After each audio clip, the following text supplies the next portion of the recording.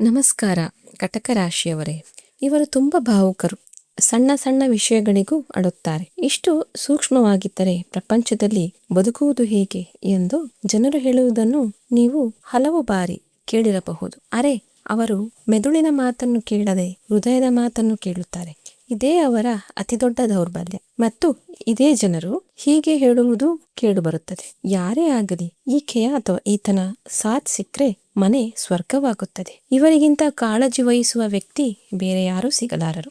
ತಮ್ಮವರಿಗಾಗಿ ಪ್ರಾಣವನ್ನೇ ಕೊಡುತ್ತಾರೆ. ಒಂದೇ ವ್ಯಕ್ತಿಯನ್ನು ಪ್ರಪಂಚ ಎರಡು ದೃಷ್ಟಿಕೋನಗಳಿಂದ ನೋಡುತ್ತಿದೆ. ಈಗ ನೀವು ಕೇಳಬಹುದು, ಕಟಕ ರಾಶಿಯವರೇ, ಈ ಮಾತನ್ನು ನಾನು ನಿಮಗೆ ಏಕೆ ಹೇಳುತ್ತಿದ್ದೇನೆ? ಮಾತಿನಲ್ಲಿ ಹುರುಳಿರಬೇಕಲ್ಲವೇ? ನೋಡಿ ಕಟಕ ರಾಶಿಯವರೇ, ತಮ್ಮವರಿಗಾಗಿ ತಮ್ಮನ್ನೇ ಹಿಂದಕ್ಕಿಕೊಳ್ಳುವವರು ಮತ್ತು ಯಾರ ಭಾವನೆಗಳನ್ನು ಪ್ರಪಂಚವು ಆಗಾಗ್ಗೆ ದೌರ್ಬಲ್ಯವೆಂದು ತಿಳಿದುಕೊಳ್ಳುತ್ತದೆಯೋ ಅವರು ಒಳಗಿನಿಂದ ಅತ್ಯಂತ ಬಲಶಾಲಿಗಳಾಗಿರುತ್ತಾರೆ. ಆದರೆ ಅವರ ಒಳ್ಳೆಯತನವನ್ನು ಪದೇ ಪದೇ ದುರುಪಯೋಗ ಪಡಿಸಿಕೊಂಡಾಗ ಅವರು ತಮ್ಮನ್ನು ತಾವು ಒಳಗೆ ಸರಿದುಕೊಳ್ಳಲು ಪ್ರಾರಂಭಿಸುತ್ತಾರೆ. ಆಗಸ್ಟ್ 3ರಿಂದ ಆಗಸ್ಟ್ 15ರವರೆಗೆ ನಿಮ್ಮ ಮನೆಯಲ್ಲಿ ಬಹಳ ದೊಡ್ಡ ಬದಲಾವಣೆಯೊಂದು ಬರಲಿದೆ. ಏನು ಬದಲಾಗುತ್ತದೆ, ಹೇಗೆ ಬದಲಾಗುತ್ತದೆ ಎಂಬುದನ್ನೆಲ್ಲ ನಾನು ಈ ವಿಡಿಯೋದಲ್ಲಿ ನಿಮಗೆ ತಿಳಿಸುತ್ತೇನೆ. ಪೂರ್ತಿ ವಿಡಿಯೋವನ್ನು ಖಂಡಿತವಾಗಿ ನೋಡಿ. ಮತ್ತು ನಮ್ಮ ಚಾನೆಲ್ನ ಕಂಟೆಂಟ್ ನಿಮಗೆ ಇಷ್ಟವಾದರೆ ಮತ್ತು ನಮ್ಮ ಈ ಪ್ರಯತ್ನವನ್ನು ಮುಂದುವರಿಸಲು ನೀವು ಸಹಕರಿಸಲು ಬಯಸಿದರೆ ನೀವು ನಮ್ಮ ಚಾನೆಲ್ನ ಸದಸ್ಯತ್ವವನ್ನು ಪಡೆಯುವ ಮೂಲಕ ನಮ್ಮನ್ನು ಬೆಂಬಲಿಸಬಹುದು. ನಿಮ್ಮ ಸಣ್ಣ ಸಹಕಾರವು ನಮಗೆ ಇನ್ನಷ್ಟು ಉತ್ತಮ ಮತ್ತು ಗುಣಮಟ್ಟದ ವಿಡಿಯೋಗಳನ್ನು ಮಾಡಲು ಪ್ರೇರೇಪಣೆ ನೀಡುತ್ತದೆ. ಮೊದಲನೆಯದಾಗಿ ನಿಮ್ಮ ಲಗ್ನದ ಅಂದರೆ ನಿಮ್ಮ ಮೊದಲನೇ ಭಾವದ ಬಗ್ಗೆ ಮಾತನಾಡೋಣ. ಈ ಸಮಯದಲ್ಲಿ ನಿಮ್ಮ ಲಗ್ನದಲ್ಲಿ ದೇವಗುರು ಬೃಹಸ್ಪತಿಯು ತಮ್ಮ ಉಚ್ಚ ಸ್ಥಿತಿಯಲ್ಲಿ ಕುಳಿತಿದ್ದಾರೆ ಮತ್ತು ಅವರೊಂದಿಗೆ ಗ್ರಹಗಳ ರಾಜ ಸೂರ್ಯದೇವ ಕೂಡ ಇದ್ದಾರೆ. ಆಗಸ್ಟ್ 5ರಂದು ಬುಧನು ಕೂಡ ಗೋಚಾರ ಮಾಡಿ ಇಲ್ಲಿಯೇ ನಿಮ್ಮ ಮೊದಲನೇ ಭಾವದಲ್ಲಿ ವಿರಾಜಮಾನನಾಗುತ್ತಾನೆ. ವೈಜಿಕ ಜ್ಯೋತಿಷ್ಯದಲ್ಲಿ ಗುರುವನ್ನು ಜೀವ ಮತ್ತು ಬುಧನನ್ನು ಜ್ಞಾನದ ದೇವತೆಯಾದ ಸರಸ್ವತಿಯ ರೂಪವೆಂದು ಪರಿಗಣಿಸಲಾಗಿದೆ. ಜೀವ ಮತ್ತು ಸರಸ್ವತಿಯ ಈ ಅಪರೂಪದ ಮಿಲನವು ನಿಮ್ಮ ಲಗ್ನದಲ್ಲಿ ಸಂಭವಿಸಿದಾಗ ಅದು ಹಂಸ ಮಹಾಪುರುಷ ರಾಜಯೋಗವನ್ನು ನಿರ್ಮಿಸುತ್ತದೆ. ಈ ರಾಜಯೋಗವು ಸಮಾಜದಲ್ಲಿ ನಿಮಗೆ ಹೊಸ ಗುರುತು, ಗೌರವ ಮತ್ತು ಪ್ರತಿಷ್ಠೆಯನ್ನು ತಂದುಕೊಡಲಿದೆ. ನಿಮ್ಮೊಳಗಿನ ನಾಯಕತ್ವದ ಗುಣ ಮತ್ತು ನಿರ್ಧಾರ ತೆಗೆದುಕೊಳ್ಳುವ ಶಕ್ತಿಯು ಉತ್ತುಂಗದಲ್ಲಿರುತ್ತದೆ. ಆದರೆ ಇಲ್ಲಿ ಒಂದು ಆಳವಾದ ಜ್ಯೋತಿಷ್ಯದ ತಿರುವು ಇದೆ. ದೇವಗುರು ಬೃಹಸ್ಪತಿ ನಿಮ್ಮ 9ನೇ ಭಾವದ ಅಂದರೆ ಭಾಗ್ಯದ ಅಧಿಪತಿಯಾಗಿದ್ದಾರೆ. ಹಾಗೆಯೇ ಅವರು ನಿಮ್ಮ 6ನೇ ಭಾವದ ಅಂದರೆ ರೋಗ, ಸಾಲ, ಶತ್ರು ಮತ್ತು ಅಡೆತಡೆಗಳ ಅಧಿಪತಿಯೂ ಆಗಿದ್ದಾರೆ. ಇದರರ್ಥ ಈ ಸಮಯದಲ್ಲಿ ನಿಮ್ಮ ಅದೃಷ್ಟವು ಸಂಪೂರ್ಣವಾಗಿ ನಿಮ್ಮೊಂದಿಗಿದೆ. ನಿಮಗೆ ದೈವಿಕ ಸಹಾಯ ಸಿಗುತ್ತದೆ. ಆದರೆ ಇದರ ಜೊತೆಗೆ ನೀವು ನಿಮ್ಮ ಪಾಲಿನ ಹೋರಾಟವನ್ನು ಸಹ ಮಾಡಬೇಕಾಗುತ್ತದೆ. ನಿಮ್ಮ ಮುಂದೆ ಬರುವ ಯಾವುದೇ ಅಡೆತಡೆಗಳು ನಿಮ್ಮನ್ನು ಬಲಪಡಿಸಲು ಬರುತ್ತವೆ ಮತ್ತು ನೀವು ದೃಢವಾಗಿ ನಿಂತರೆ ಅಂತಿಮವಾಗಿ ಗೆಲುವು ನಿಮ್ಮದೇ ಆಗಿರುತ್ತದೆ. ಈಗ ನಿಮ್ಮ ವೃತ್ತಿ ಜೀವನ ಮತ್ತು ವೃತ್ತಿಪರ ಜೀವನದ ಬಗ್ಗೆ ಮಾತನಾಡೋಣ. ನಿಮ್ಮ ಚಾರ್ಟ್ನಲ್ಲಿ 10ನೇ ಭಾವ ಮತ್ತು 5ನೇ ಭಾವದ ಅಧಿಪತಿ ಮಂಗಳ. ಆಗಸ್ಟ್ 2ರಂದು ಈ ಮಂಗಳನು ನಿಮ್ಮ 12ನೇ ಭಾವಕ್ಕೆ ಅಂದರೆ ಮಿಥುನ ರಾಶಿಗೆ ಗೋಚಾರ ಮಾಡುತ್ತಾನೆ. ಜ್ಯೋತಿಷ್ಯದಲ್ಲಿ 12ನೇ ಭಾವವು ಖರ್ಚು, ನಷ್ಟ ಮತ್ತು ಹಠಾತ್ ನಷ್ಟವನ್ನು ಸೂಚಿಸುತ್ತದೆ. ನಿಮ್ಮ ಕರ್ಮಸ್ಥಾನದ ಅಧಿಪತಿಯು 12ನೇ ಭಾವಕ್ಕೆ ಹೋದಾಗ ಇದು ನಿಮ್ಮ ವೃತ್ತಿಪರ ಜೀವನದಲ್ಲಿ ಒಂದು ರೀತಿಯ ಅಲ್ಲೋಲ ಕಲ್ಲೋಲವನ್ನು ಸೃಷ್ಟಿಸಬಹುದು. ಕೆಲಸದ ಬಗ್ಗೆ ಉತ್ಸಾಹದ ತೀವ್ರ ಕೊರತೆಯನ್ನು ನೀವು ಅನುಭವಿಸಬಹುದು. ಕೆಲಸದ ಸ್ಥಳದಲ್ಲಿ ಸಹೋದ್ಯೋಗಿಗಳೊಂದಿಗೆ ಅನಗತ್ಯ ವಾದಗಳು ಉಂಟಾಗಬಹುದು ಮತ್ತು ನಿಮ್ಮ ವಿರುದ್ಧ ಯಾವುದೋ ಪಿತೂರಿ ನಡೆಯುತ್ತಿದೆ ಎಂದು ನಿಮಗೆ ಅನಿಸಬಹುದು. ಈ ಉದ್ವಿಗ್ನ ವಾತಾವರಣದಲ್ಲಿ ನಿಮ್ಮ ಉದ್ಯೋಗವನ್ನು ಬಿಡಲು ಅಥವಾ ರಾಜೀನಾಮೆ ನೀಡಲು ಪದೇ ಪದೇ ನಿಮ್ಮ ಮನಸ್ಸಿನಲ್ಲಿ ಯೋಚನೆಗಳು ಬರಬಹುದು. ನನ್ನ ಸ್ಪಷ್ಟ ಜ್ಯೋತಿಷ್ಯದ ಸಲಹೆ ಎಂದರೆ ಈ ಸಮಯದಲ್ಲಿ ಕೆಲಸದ ಬಿಡುವು ಯಾವುದೇ ಆತುರದ ನಿರ್ಧಾರವನ್ನು ತೆಗೆದುಕೊಳ್ಳಬೇಡಿ. ಮಂಗಳನು ನಿಮಗೆ ಕೇವಲ ಕೋಪವನ್ನು ತರಿಸುತ್ತಾನೆ ಮತ್ತು ನಿಮ್ಮ ಮನಸ್ಸಿನ ನೆಮ್ಮದಿಯನ್ನು ಕಸಿದುಕೊಳ್ಳಲು ಪ್ರಯತ್ನಿಸುತ್ತಾನೆ. ಆಗಸ್ಟ್ 3ರಿಂದ ಆಗಸ್ಟ್ 20ರವರೆಗೆ ಈ ಗ್ರಹಗತಿಯು ಅತ್ಯಂತ ಹೆಚ್ಚು ಪ್ರಭಾವ ಬೀರಲಿದೆ. ಆದ್ದರಿಂದ ಶಾಂತಿ ಮತ್ತು ಸಂಯಮವನ್ನು ಕಾಯ್ದುಕೊಳ್ಳಿ.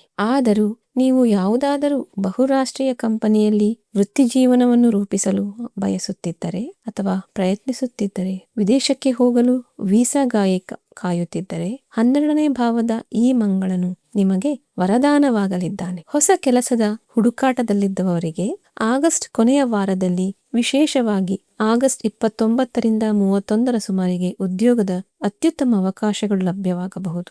ವ್ಯಾಪಾರ ಅಥವಾ ಬಿಸ್ನೆಸ್ ಮಾಡುವವರಿಗೆ ಆಗಸ್ಟ್ 5ರ ನಂತರದ ಸಮಯವು ಅತ್ಯಂತ ಅದ್ಭುತವಾಗಲಿದೆ. ಬುಧನು 12ನೇ ಭಾವದಿಂದ ಹೊರಬಂದು ನಿಮ್ಮ ಲಗ್ನವನ್ನು ಪ್ರವೇಶಿಸಿದಾಗ ಅದು ವಿಪರೀತ ರಾಜಯೋಗದಂತಹ ಪರಿಸ್ಥಿತಿಯನ್ನು ನಿರ್ಮಿಸುತ್ತದೆ. ನಿಮ್ಮ ವ್ಯಾಪಾರದಲ್ಲಿ ಹಠಾತ್ ಲಾಭ ಮತ್ತು ಉತ್ತಮ ನಗದು ಹರಿವನ್ನು ನೀವು ಕಾಣುವಿರಿ. ಆದರೆ ರಾಹು 8ನೇ ಭಾವದಲ್ಲಿ ಇರುವುದರಿಂದ ಯಾವುದೇ ಕಾನೂನು ದಾಖಲೆಗಳನ್ನು ಸರಿಯಾಗಿ ಓದದೆ ಸಹಿ ಮಾಡಬೇಡಿ. ನಿಮ್ಮ ಜೀವನದ ಮತ್ತೊಂದು ಅತ್ಯಂತ ಸೂಕ್ಷ್ಮ ಭಾವವೆಂದರೆ ನಿಮ್ಮ ಮಾತು ಮತ್ತು ಕುಟುಂಬ. ಆಗಸ್ಟ್ 15ರಿಂದ ಆಗಸ್ಟ್ 17ರ ನಡುವೆ ಸೂರ್ಯದೇವನು ತನ್ನ ಸಿಂಹ ರಾಶಿಯನ್ನು ಪ್ರವೇಶಿಸುತ್ತಾನೆ. ಅದು ನಿಮ್ಮ 2ನೇ ಭಾವವಾಗಿದೆ. 2ನೇ ಭಾವವು ನಿಮ್ಮ ಮಾತು ಮತ್ತು ಕುಟುಂಬವನ್ನು ಪ್ರತಿನಿಧಿಸುತ್ತದೆ. ಇಲ್ಲಿ ಈಗಾಗಲೇ ಕೇತುವು ಮಖಾ ನಕ್ಷತ್ರದಲ್ಲಿ ವಿರಾಜಮಾನನಾಗಿದ್ದಾನೆ. ಸೂರ್ಯ ಮತ್ತು ಕೇತು ಒಂದೇ ಭಾವದಲ್ಲಿ ಸೇರಿದಾಗ ಅದು ಸೂರ್ಯಕೇತು ದೋಷವನ್ನು ಉಂಟು ಮಾಡುತ್ತದೆ. ಸೂರ್ಯನು ಅಧಿಕಾರ ಮತ್ತು ಕೇತುವು ನಮ್ಮ DNA ಆಗಿದೆ. ಇವೆರಡರ ಸಂಯೋಗನೆಯಿಂದ ಕೀರ್ತಿ ಧ್ವಜಯೋಗವೂ ಉಂಟಾಗುತ್ತದೆ. ಇದರಿಂದ ನಿಮ್ಮ ಕೆಲಸಕ್ಕೆ ಪ್ರಶಂಸೆ ಸಿಗುತ್ತದೆ. ಆದರೆ ಯಶಸ್ಸಿನ ಜೊತೆಗೆ ನಿಮ್ಮೊಳಗೆ ಸೂಕ್ಷ್ಮವಾದ ಅಹಂಕಾರವೂ ಹುಟ್ಟಿಕೊಳ್ಳಬಹುದು. ಆಗಸ್ಟ್ 9ರಂದು ಗುರುವು ಉದಯಿಸಿದಾಗ ಮತ್ತು ಆಗಸ್ಟ್ 15ರ ನಂತರ ಸೂರ್ಯನು 2ನೇ ಭಾವಕ್ಕೆ ಹೋದಾಗ ನಿಮ್ಮ ಮಾತಿನಲ್ಲಿ ವಿಚಿತ್ರವಾದ ಕಠೋರತೆ ಬರಬಹುದು. ನಿಮ್ಮ ಕಟು ಮಾತುಗಳಿಂದಾಗಿ ಕುಟುಂಬದಲ್ಲಿ ಕಲಹ ಉಂಟಾಗುವ ಸಂಪೂರ್ಣ ಸಾಧ್ಯತೆ ಇದೆ. ಆಗಸ್ಟ್ 22ರ ನಂತರ ಬುಧನೂ ಇಲ್ಲಿಗೆ ಬಂದಾಗ ಪದಗಳ ಪ್ರಭಾವವು ಇನ್ನಷ್ಟು ತೀಕ್ಷ್ಣವಾಗುತ್ತದೆ.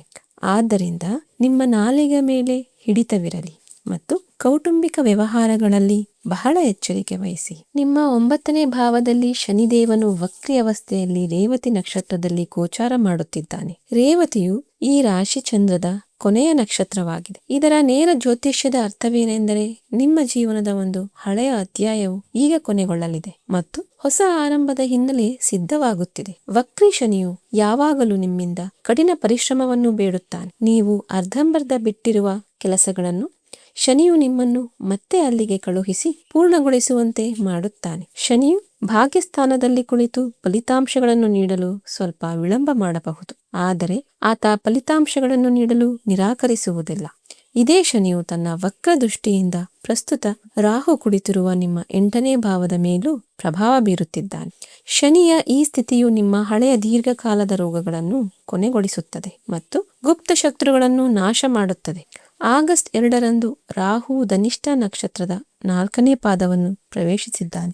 ಆಗಸ್ಟ್ 2ರಂದು ರಾಹು ಧನಿಷ್ಠ ನಕ್ಷತ್ರದ 4ನೇ ಪಾದವನ್ನು ಪ್ರವೇಶಿಸಿದ್ದಾನೆ ಮತ್ತು ಕೇತುವು ಮಖಾ ನಕ್ಷತ್ರದ 2ನೇ ಪಾದದಲ್ಲಿದ್ದಾನೆ. ರಾಹು ಮತ್ತು ಕೇತುವಿನ ಈ ಅಕ್ಷವು 8ನೇ ಮತ್ತು 2ನೇ ಭಾವದಲ್ಲಿ ಹಠಾತ್ ಧನಪ್ರಾಪ್ತಿಯ ವಿಶೇಷ ಯೋಗವನ್ನು ಸೃಷ್ಟಿಸುತ್ತಿದೆ. ಆಗಸ್ಟ್ 5ರಿಂದ ಆಗಸ್ಟ್ 20ರವರೆಗಿನ ಸಮಯವು ನಿಮಗೆ ಲಿಕ್ವಿಡ್ ಕ್ಯಾಶ್, ಷೇರು ಮಾರುಕಟ್ಟೆಯ ಲಾಭಗಳು ಅಥವಾ ಸ್ಥಗಿತಗೊಂಡಿದ್ದ ಪಿತ್ರಾರ್ಜಿತ ಆಸ್ತಿಯಿಂದ ಲಾಭ ಪಡೆಯಲು ದೊಡ್ಡ ಅವಕಾಶವಾಗಿದೆ.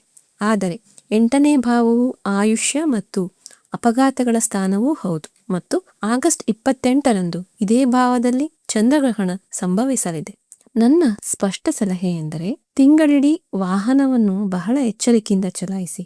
ವೇಗದ ಮೇಲೆ ನಿಯಂತ್ರಣವಿರಲಿ ಮತ್ತು ನಿಮ್ಮ ಅತ್ತೆ ಮಾವನ ಕಡೆಯವರೊಂದಿಗೆ ಮರ್ಯಾದೆಯಿಂದ ವರ್ತಿಸಿ. ನಿಮ್ಮ ಪ್ರೇಮ ಸಂಬಂಧ ಮತ್ತು ವೈವಾಹಿಕ ಜೀವನದ ಬಗ್ಗೆ ಮಾತನಾಡುವುದಾದರೆ ಕಟಕ ಒಂದು ಜಲತತ್ವದ ರಾಶಿಯಾಗಿದೆ. ಈ ಕಾರಣದಿಂದಾಗಿ ನೀವು ಸ್ವಾಭಾವಿಕವಾಗಿಯೇ ತುಂಬಾ ಭಾವುಕರಾಗಿರುತ್ತೀರಿ. ಈ ಅತಿಯಾದ ಆಲೋಚನೆಯ ಪ್ರಭಾವವು ನಿಮ್ಮ ಸಂಬಂಧಗಳ ಮೇಲೂ ಬೀಳುತ್ತದೆ. 5ನೇ ಭಾವದ ಅಧಿಪತಿಯಾದ ಮಂಗಳನು 12ನೇ ಭಾವಕ್ಕೆ ಹೋಗುತ್ತಿದ್ದಾನೆ. ಇದು ಪ್ರೇಮ ಸಂಬಂಧಗಳಿಗೆ ಸ್ವಲ್ಪ ಕಷ್ಟ ಸಮಯವನ್ನು ಸೂಚಿಸುತ್ತದೆ. ನಿಮ್ಮ ಸಂಬಂಧದಲ್ಲಿ ನೀವು ಪೊಸೆಸಿವ್ ಆಗಿರಬಹುದು ಮತ್ತು ಸಣ್ಣ ವಿಷಯಗಳಿಗಾಗಿ ಅನಗತ್ಯ ವಾದಗಳು ಉಂಟಾಗಬಹುದು. ವಿವಾಹಿತರಿಗೆ 12ನೇ ಭಾವದ ಈ ಮಂಗಳನು ಒಂದು ರೀತಿಯ ಮಾಂಗಲಿಕ ದೋಷವನ್ನು ಉಂಟು ಮಾಡುತ್ತಿದ್ದಾನೆ. ಇದು ವೈವಾಹಿಕ ಸುಖವನ್ನು ಕಡಿಮೆ ಮಾಡಬಹುದು.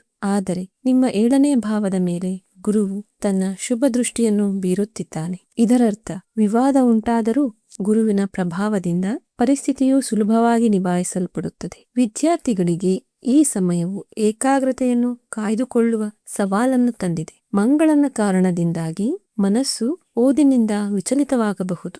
ಆದರೆ ಶಿಕ್ಷಣಕ್ಕಾಗಿ ಮನೆಯಿಂದ ದೂರ ಹೋಗಲು ಬಯಸುವ ವಿದ್ಯಾರ್ಥಿಗಳಿಗೆ ಈ ಸಮಯವು ಅನುಕೂಲಕರವಾಗಿದೆ. ಗೃಹಿಣಿಯರಿಗೆ ಸೂರ್ಯ ಕೇತು ದೋಷದಿಂದಾಗಿ ಮನೆಯಲ್ಲಿ ಕಾರಣವಿಲ್ಲದೆ ಉದ್ವೇಗ ಮತ್ತು ಮಾತುಗಳ ಚಕಮಕಿ ನಡೆಯಬಹುದು. ಈ ಸಮಯದಲ್ಲಿ ನೀವು ವಿವೇಕದಿಂದ ಮನೆಯ ಆಧಾರ ಸ್ತಂಭವಾಗಬೇಕು. ನಿವೃತ್ತರು ಮತ್ತು ಹಿರಿಯ ನಾಗರಿಕರಿಗೆ ಕೇತುವು 8ನೇ ಭಾವದಲ್ಲಿ ಕುಳಿತು ಮನಸ್ಸನ್ನು ಲೌಕಿಕ ವ್ಯಾಮೋಹದಿಂದ ದೂರವಿರಿಸಿ ಆಧ್ಯಾತ್ಮಿಕ ಪ್ರಗತಿ ಮತ್ತು ಧ್ಯಾನದ ಕಡೆಗೆ ಕೊಂಡೊಯ್ಯುತ್ತಾನೆ.